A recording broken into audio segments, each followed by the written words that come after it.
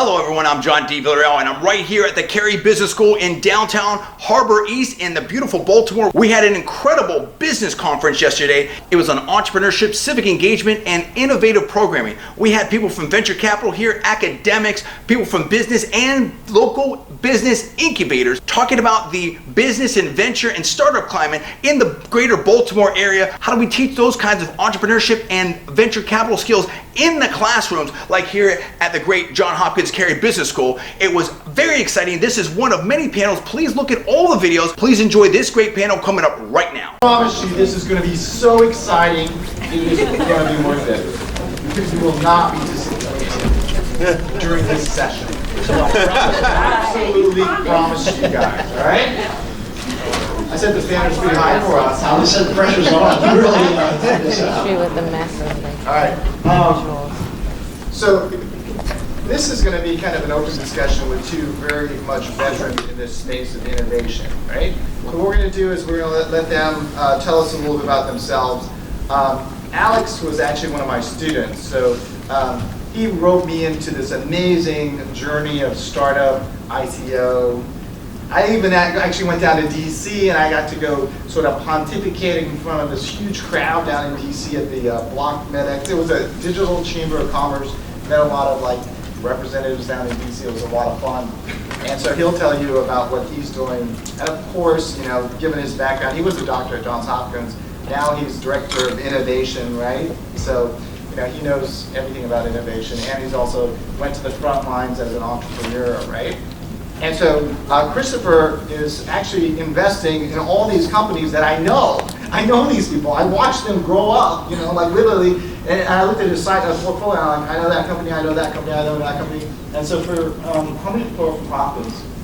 Raise your hand. So hopefully Christopher is going to talk about some of those companies that, you know, why he made those types of investments. One of the companies actually was my TA, David West, very successful, really smart guy, biomedical engineer, super duper smart folks. And then the other company that I think you guys also invested in was two medical students at Johns Hopkins dropping out. Professor Lou doesn't like that when students drop out. But I gave him the money so he could drop out. Can you imagine, you know, you're at Johns Hopkins Medical School and your parents are so happy and your future's sort of set. And you're like, Mom, Dad, I'm dropping out. And they're like, what are you going to do? A startup. And you're like, oh my goodness, right? So I think it's going to be really interesting to hear about his sort of views on innovation, especially from the investment side. So both of these guys are actually investing right now, actively investing. For anyone, is there any startups in here? Hopefully there's a few. So, you know, it's always good to know where the money is, right? Where's Jeff? Oh, it's also over there. Yeah, he's got money over there in the other place. So it's always good as an entrepreneur when you're looking for money to find out where the money is, right? And there's another woman, 1776, I think she's also investing too, right? Okay, but so without further ado, I'll just introduce myself. I'm a professor here at Johns Hopkins. I've been here about 6.5 years. I teach entrepreneurial finance. I teach the blockchain course that we just introduced, and also big data and machine learning. I also have a small business, SoCat, named after my two daughters, Sophie and Catherine. And we just do like explosive machine learning, AI, blockchain stuff, and you know we're pointing down towards DC, right? So it's a lot of fun. And I'm happy to share my stories, and they're not all pretty. It's really hard. Startup is really hard. Okay, anyhow, so let's start with Alex, and then we'll go to Christopher. Sure, just a little bit of background. So I'm a board-certified physician. I'm board-certified in nuclear medicine and fellowship training in informatics. My medical training was all at Hopkins. And while I was doing my fellowship, I decided to get an MBA here as a Flex MBA. So I was doing that, you know, from 6 to 9 on the weekends. It took me about 1.5 years, but I got it done. And in the meantime, I was very interested in technology and analytics. There's a lot of hype about AI, ML. And so I went to tons of hackathons. I had a programming background. It was sort of odd for a physician to be, you know, in the midst of all engineers and developers. But I liked it, and that's what I wanted to do. And so I was part of a couple startup projects in medication adherence. One was on machine learning for identification in the ER. And I remember going through the journey of trying to get funding. It was very, very difficult. So I didn't get funding for those startups, but while I was raising, I met a couple of recruiters at McKinsey, and they said, hey, we're starting a new healthcare analytics division.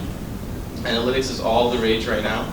It turns out that a lot of companies are not sort of making decisions, data-based decisions. And so we hired a couple analysts. We're in the healthcare space, but we don't know what to advise to a lot of these companies. So I joined, and it was incredible. It's incredible initially to join McKinsey for any division because they have a tremendous sort of professional training. And so I toured the country. I went to a lot of payers. We worked with analytics. We did a little bit of machine learning. And towards the end of it, they had an entrepreneurship competition. McKinsey has tons of money. And they said, we'll fund you with $1 million and a team of 10 folks to build whatever it is you want to build, as long as there's sort of, you're able to reduce costs or increase revenue for the firm at some point in the future. So I came up with an idea for automating how we review medical policies, applied for the entrepreneurship competition, ended up winning, got a small team. We built the software product, and we reduced something that took 3 months down to a few seconds. So I was very proud of that, and it sort of got me interested in what else can I do. So I met a guy called Mike, and he was in the blockchain space. He was a pharmacist, and he said, I have this idea about building a startup where we can send prescriptions on the blockchain. We can run analytics on the blockchain, and all at a reduced cost. Be able to tell who's going to end up in the ED, who's going to become addicted to opioids, and sort of have a social impact at the same time, do something revolutionary with a new piece of technology that nobody really understands. I didn't understand blockchain, but I said, you know what? Why not? This whole time, by the way, I could have just worked as a physician, made tons of money, had a nice house and all that stuff, but That's boring. I kept going after what I was interested in. So I joined a startup in the blockchain space, did that for about 1.5 years. We were building the product, raised several $100,000, went through the whole process of entrepreneurship. And towards the end, we didn't end up finishing the product because the IP was more valuable than the product itself, and that was sold. And then I came back to Baltimore, where I've been for 7 years, and within a month I met folks at CareFirst, and they said, hey, we're building a venture arm for the largest payer in Maryland, and also a nonprofit, which was something that appealed to me. And they said, we're building a venture arm, and we want to figure out how to build this process. We also want to figure out how to commercialize internal products, and how do we think about innovation in general.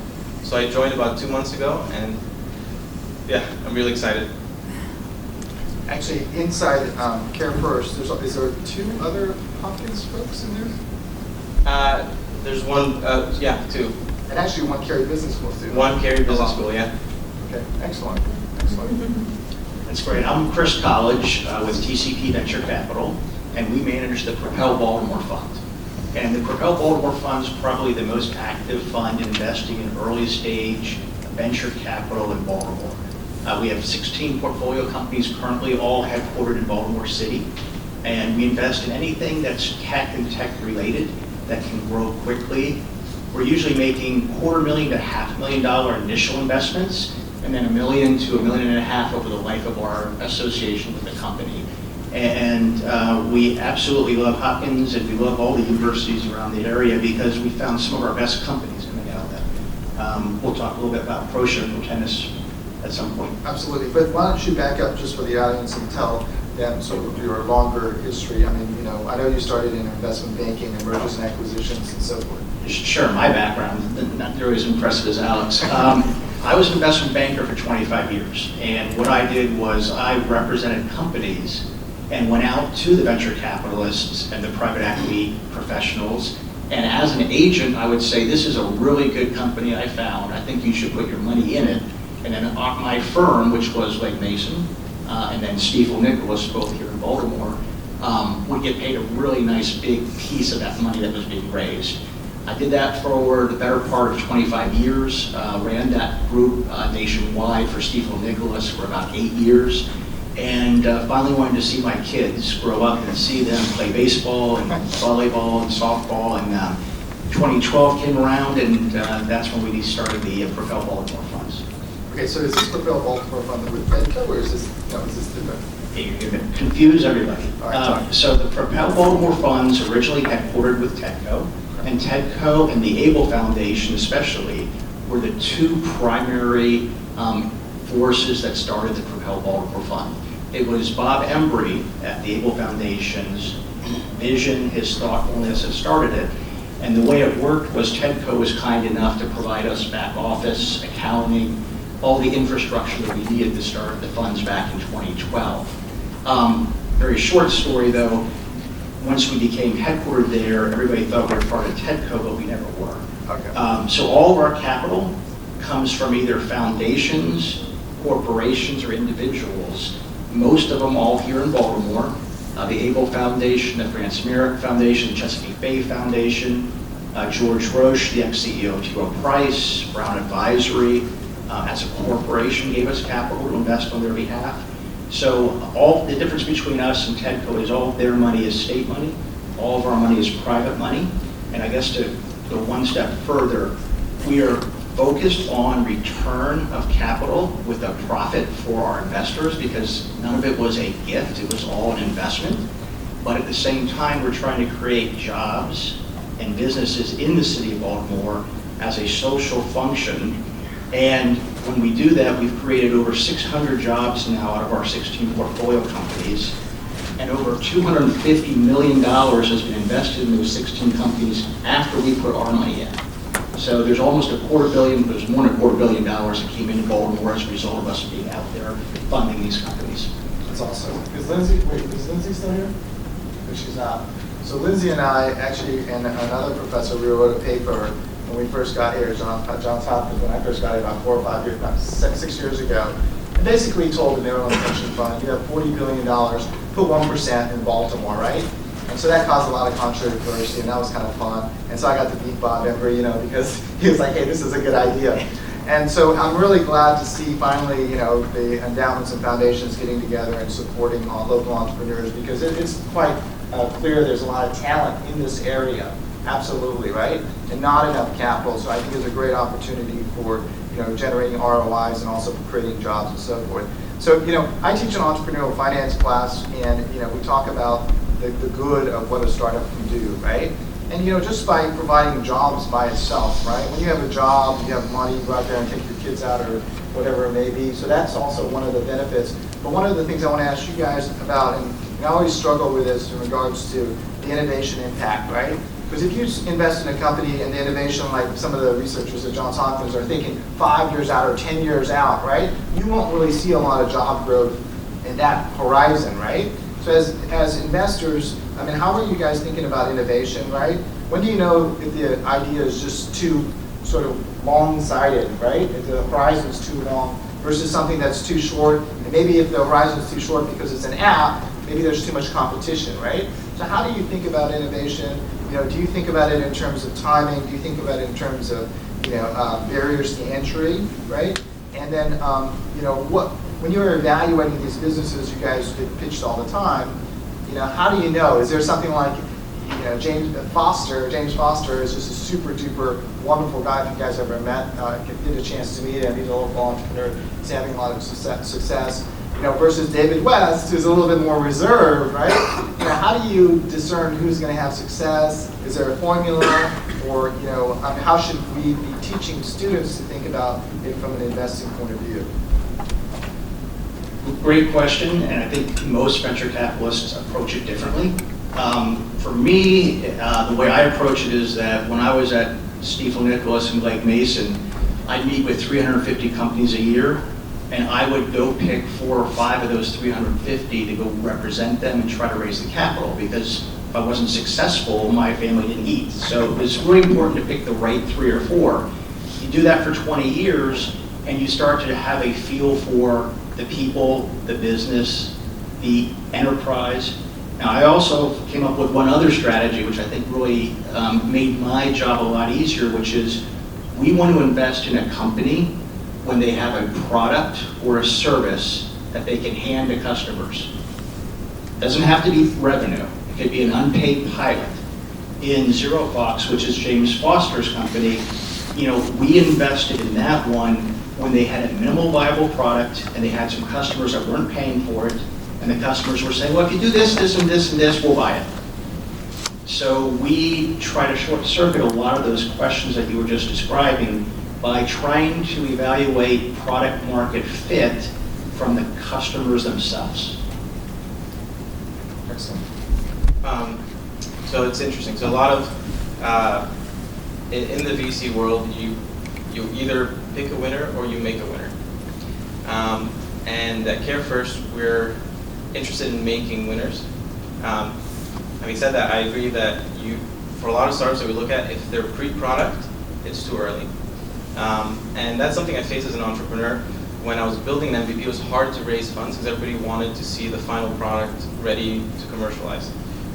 So for those startups in that space, it's a little bit hard to sort of get to product, especially if you're building a product that costs millions of dollars to get to production. Having a product ready and all you need is a pilot or to prove the concept or to just scale or grow, then it becomes attractive. How do you pick the winner? So years of experience. Some VCs have used machine learning models to sort of figure out, based on deal flow for the past 20 years, which ones were winners, which ones were not. Some things were a little obvious, but I remember it was an analysis, and what came out of it was, one, if you have an odd number of founders, there's a higher likelihood of success. If you raise more than 1.5 million in your Series A, there's a higher likelihood of success. So that's for picking the winner. For making the winner at CareFirst, as part of the innovation process, we would find a company that, so first we'd start with our strategic needs, we'd figure out where the pain points are, what we care about, that sort of drives us to focus in specific areas. One of the areas we're focusing in is social determinants of health. So then we pick a company that has a product, is doing well in that space, and then we make sure that they succeed. That means helping them set up clinical trials, helping them pilot their product with provider systems, and then it falls a little bit on us as investors and strategic partners to make sure that they move on to the next round until they're profitable, and hopefully there's an impact for the members of the plan. Absolutely. So it's really interesting. We're here discussing innovation, and a lot of people talk about technology innovations, right? But the reality is we're still in a world where we still have to do business between human beings, right? We have to have partners, different types of partners. And I'm building my small little company here, and I know I can pick 5 people all from Johns Hopkins who all look the same, right? But I also know that I'm not going to get a very good product out of it because they're trained the same way, they're thinking the same thoughts, and I purposely want a little bit of tension. So I want, some Ivy League Princeton folk, and I want one city person in there, and I want diversity across the team because I think, as long as the team is, and I'm in charge, I'm like, guys, no one's going to get fired. Let's work all together. So a lot of people worry about that kind of stuff. But talk a little bit about the human involvement, in terms of trying to find something that's innovative, and does that come into your thought process when you're making investments? I know you've invested in one company that had 2 Johns Hopkins doctors, right? They must have been kind of trained the same, but I know they had prior experiences were very, very different, right? But could you sort of give us some insight into like the team component of it when we make an investment? I once heard a quote which was, you can take an A idea and if you put a B team in there, it's clearly going to fail. You can get an A B idea, and if you have an A quality management team, you have a good chance of making it work. And I wholeheartedly believe that. I think management teams are probably the most determinant of success. If you've done just a general screen, is the idea a good idea? And I've never heard the odd number of founders, but that makes some sense because you do have to have a leader, and you can't manage by consensus. You need leadership, you need quality. I'll give you 2 analogies from the portfolio. One is Protennis, which we were just describing, 2 MD candidates, and they both came out as co-founders. It took about a year and a half for one of them to become the outward face of the organization and to be the CEO. and the other became the president and the inward face and was focusing on making the trains run on time. And one of the things that I told them early on is, what are your roles? And it took them a year and a half, and I think finally some of the bigger investors basically told them, you'll figure it out now or we're not putting money in. But management is absolutely key. Now that said, management doesn't necessarily always have the same consistent look. We backed another team called Proscia, David West, who was your TA. David, when we gave him, we put a $500,000 in. The another firm that put $1 million in, they hadn't graduated from undergraduate yet, him and his co-founder. There's 4 founders, 2 were undergraduates, hadn't graduated, 2 were master's degree students. Of those 4 founders, there's 3 of them left. They all have very different skill sets, and the company's working well. I will say, though, that even there, we had to bring in partners, other managers, a chairman to help out a very young management team. The whole management team is far brighter than I am, smarter than I am, more experienced than I have, but they've never done it before, and we did have to give them a roadmap, and that roadmap included bringing in outside professionals to help them. Yeah, I agree with that. So if your fund is focused on early stage investments, Series A or pre-Series A seed investments, the makeup of the team is, especially the founding team, is very, very important. What's interesting is that even though the founding team has the skill set, especially if they're undergraduate, to get the product to market, there's sort of a lot lacking afterwards. And a lot of people would point to saying that, hey, there's a couple of founders who stayed with their company until they became, multi-billion-dollar companies like Zuckerberg and the guy from Twitter. But I can tell you that they've received millions of dollars in professional coaching on how to run a company, how to be a CEO. So one sort of quick and easy way to ensure success for a company is to add experienced folks who can increase sales, drive growth, even sometimes replace the CEO if the CEO is not capable to sort of push the company to the next level. Andreessen Horowitz is a good example.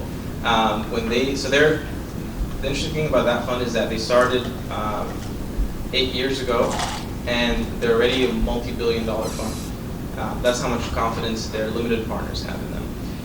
What they did was a little bit different. They realized that that's a big problem, taking a company from seed or Series A to later stages. And so they built this gigantic operations team. Their investment team is only about 8 folks, but their operations team is about 46 folks, and all of the operations team is focused on talent acquisition. So they help the companies bring in important talent to help them grow. And that's a big part of their strategy. One of the things that we look for in a CEO or a management team is coachability, but then also realizing your limitations, understanding what you're good at and what you're not, self-awareness. If you can get a manager that has coachability and self-awareness, things usually work out. Of our 16 portfolio companies today, as of last week, I think we've replaced 4 CEOs. Of those, you can do the numbers. 3 of the 4 slid into another spot in the C-suite.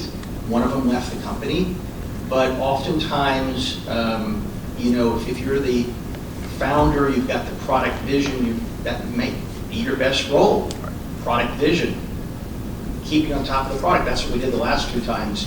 The founder became head of product market fit, strategy, and we brought a CEO that was really good at sales, marketing, logistics, running the trains on time.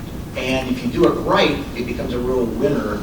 But if you have a founder that is not self-aware or is not coachable, usually, unless you've got Elon Musk or Mark Zuckerberg, who probably aren't very self-aware in my opinion, they're unique, but most aren't. So that's pretty interesting that you said that, because I taught an executive MBA class, and we're talking about the motivations of entrepreneurs, whether you want to be rich or you want to be king. and we were going through the portfolio. Some of these people were seasoned entrepreneurs who have exited, and we're having a discussion. And what came out of that was that one of the successful entrepreneurs was a doctor from Hopkins, and basically he started this company, and he got pushed out of his own company, right? And they put in another CEO, and he said that was his best investment. And so we were like reflecting on why is that your best investment, right? And you did other companies, but it wasn't as successful. He said, because I hated it when they pushed me out, and I was very angry at everybody. But he said, but the business decisions became very objective, and it wasn't sort of riddled with all this emotion, right? He wanted to be part of every single part of the decisions because this was his baby, right? And since he was removed, now they can make the right decisions. And so that's something to think about, when you're starting a company, but also, when you're advising a company, right?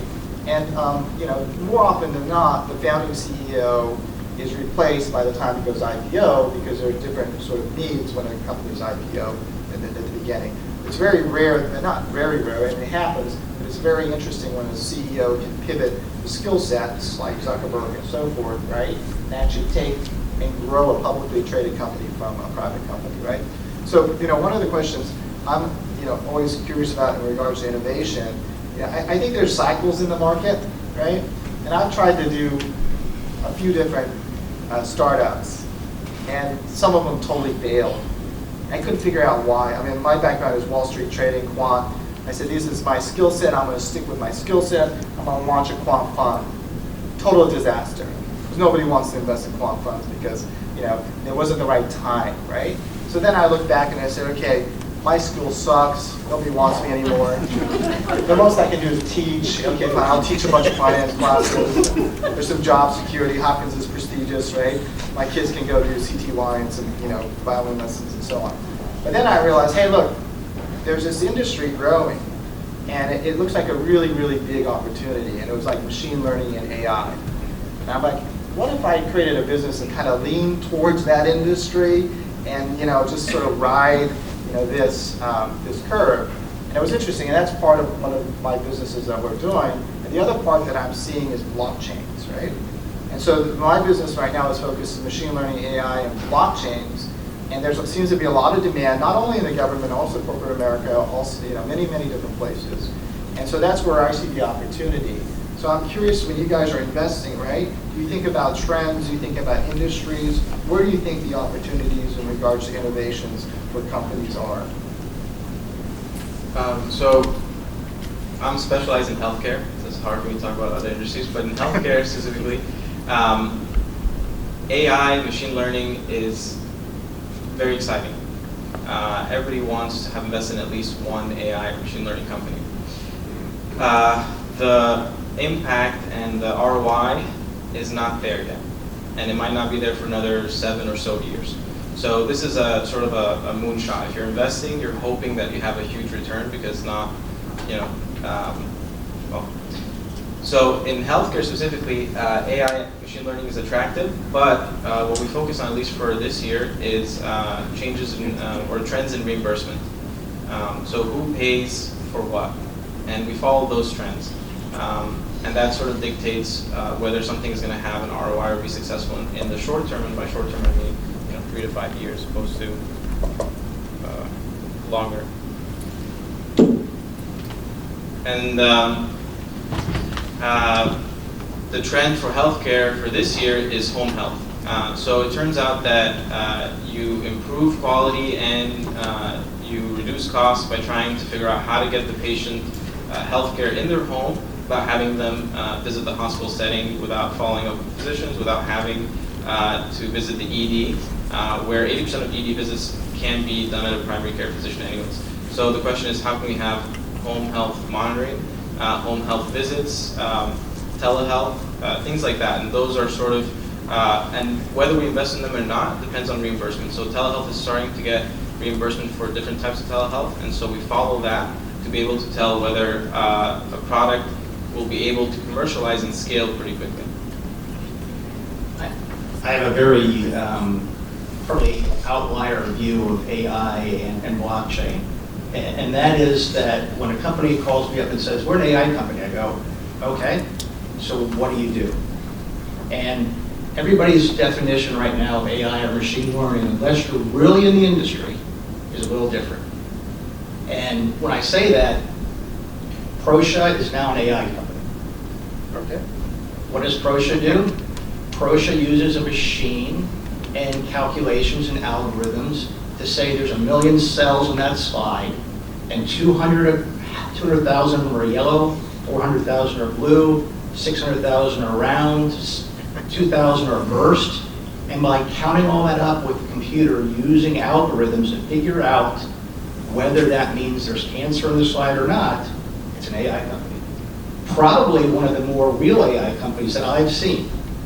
A lot of companies say, I'm an AI company, I'm a machine learning company, and when you start digging under the hood, finding out what they're really doing, you get if-then logic, reasoning, script. You don't have a real network. So I'm always a little skeptical. Now, that's because I probably get the not very sophisticated AI companies coming to me, or machine learning companies coming to me, but it's absolutely a technology. It absolutely works. It's evolving day by day. I do agree that I've never seen a company yet come in and say, my AI makes this product so much better that I'm making tons and tons of money on it. And we'll get there, but it's going to be a little while on AI and on machine learning in my mind. It gets better and better and better every year. I went to a conference that you're not allowed to talk about 2 years ago, and our DoD friends were saying, we can have the machine decide whether to fire or not. The AI is that good. The AI can say we should pull the trigger or we should not pull the trigger with 99.9% certainty. And the generals in the room all said, you can tell me whether you advise me to pull that trigger or not. And they've had the ability to use machine learning at that level with drones, with guns, with munitions for probably 8 or 9 years now. And it still comes down to the human aspect. On blockchain, I love blockchain, but you haven't heard about blockchain until the last 2 years. And blockchain's been around for 10 or 12 years. MIT was using blockchain a decade ago. It's not a industry, in my opinion. It's a technology. People thought e-commerce was an industry and that the internet was an industry. The internet was an enabling technology that enabled 1,000 different business models. Some of them became Facebook and made people trillions of dollars, but it was a technology, it wasn't an industry itself. Cryptocurrency is, I get 5 cryptocurrency business plans every week. Cryptocurrencies for veterinarians to be able to pay for your dog's services. Okay. So I guess blockchain, I love blockchain. I think it's a real technology. It's like AI. It's going to happen. It's going to add a lot of value. The underlying technology is really smart. Almost all of the applications I've seen to date are not businesses on a standalone basis. They're an enabler. To add to that blockchain piece, so blockchain definitely is an enabler, and we can go into a whole hour discussion of blockchain, but essentially it helps reduce costs if it's a distributed system. Right now, for example, Facebook, Mark Zuckerberg just recently came out and said, we're thinking of using blockchain for the single sign-on and using a distributed system. It's going to save them a lot of money, but it's an enabling technology, not an industry right now. In terms of AI, ML, and Professor Liu can correct me if I'm wrong, but a lot of people confuse the two. They think they're separate entities. Machine learning is essentially, can go from the simplest regression to a little bit more advanced neural net. Once you get to the more advanced types of machine learning, then it becomes AI. Obviously, the romanticized AI is the singularity, where autonomous decisions, as opposed to predictions and likelihoods. But when somebody says we have AI, they are basically saying we just have advanced machine learning. So, Alex, I'm going to tell you guys a really fun story here. So Alex was a very good student. I teach the Big Data Machine Learning course. And in that course, you got to come up with a final project. So in that final project, what Alex wanted to do was to use machine learning AI techniques so that it could write a story for him. So So you train it on a bunch of books, and then you say, hey, go write a story. And so that's what he was trying to do. And this was, when did you take that course? Like 2 years ago, right? Yeah, 2015. Okay, so 2 years ago. And at the time, there wasn't the technology to do it very well, but he tried to do that. Right now, as we stand today, the technology exists to write so that when we read it, we think a human being wrote that. And now people are saying that's very dangerous. Why? Because basically you could train it with, Abraham Lincoln speeches. And then you could sort of point it towards I love Trump or I hate Trump. And then it could generate all these news articles, right, to influence people. And so this technology is sitting on the shelf in OpenAI. You can Google it. And OpenAI's mission is to open up all the code so that nobody has advantage on AI, right? That's what they're supposed to do. They're so worried about this technology, OpenAI is holding it back. So Elon Musk is like, whoa, wait a second. We don't want to put this out there because everyone's going to take this technology and start generating stories. How is a human being going to discern if this is a real author or not? And you could even take people's dissertations, right? Some of the top professors' dissertations and train it up and start writing articles, not necessarily formulas at this point, but articles that sound intelligent, right? So this is really where we're at right now, and this occurred in 2 years when Alex was trying to do this, right? So, this whole industry AI is very fascinating, it's very potentially explosive. I think you guys will live through the singularity, but beyond going into a massive discussion between blockchains and AI, let's talk about the classroom. So now I'm a professor, and I have to teach innovations in entrepreneurship and venture investing and so forth, right? What should I be teaching these crazy students? I'm running out of materials. I've been going through all the Harvard Business School case studies over and over again. I want some new good stuff, right? So what do you think is the best thing to prepare students as an educator? Because you guys are practitioners, you're on the front lines, right? What would you want, if you had to hire some MBA students, what would you want them to know, right? How should we prepare them?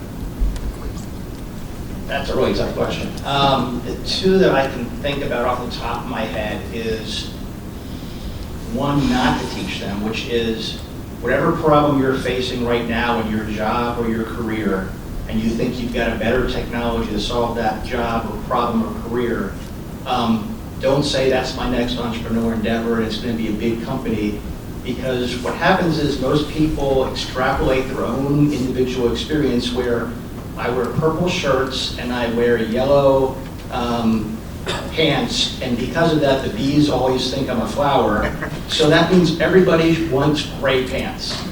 And I would say 95% of the business plans we see are a student, a professor, a teacher especially. Teachers love doing it. This is my problem in my classroom, and I teach Asian students Spanish, and we have English speakers here, so I really need a program that has the capability to translate into 4 simultaneous languages at the same time. And then you kind of look at the problem, and they never get it. They don't step back and say, like, how many of the classrooms are like mine in the entire world? So that's the one not to do, not to just assume that your problem is everybody's problem. I think the one to do is always be open-minded and start to ask questions and say, I don't know. And it's the same thing, they're almost hand in hand. Every time I meet a new company, I learn something. And if you're not willing to say, hey, well, I thought blockchain was really great, well, maybe it isn't, or maybe blockchain really is great, and this is a new twist on it. If you're not willing to be open-minded every time you meet a new person or a new idea, it's really hard to be successful. It's hard to think of 2 things. But I'd say maybe the first one would be always validate your ideas.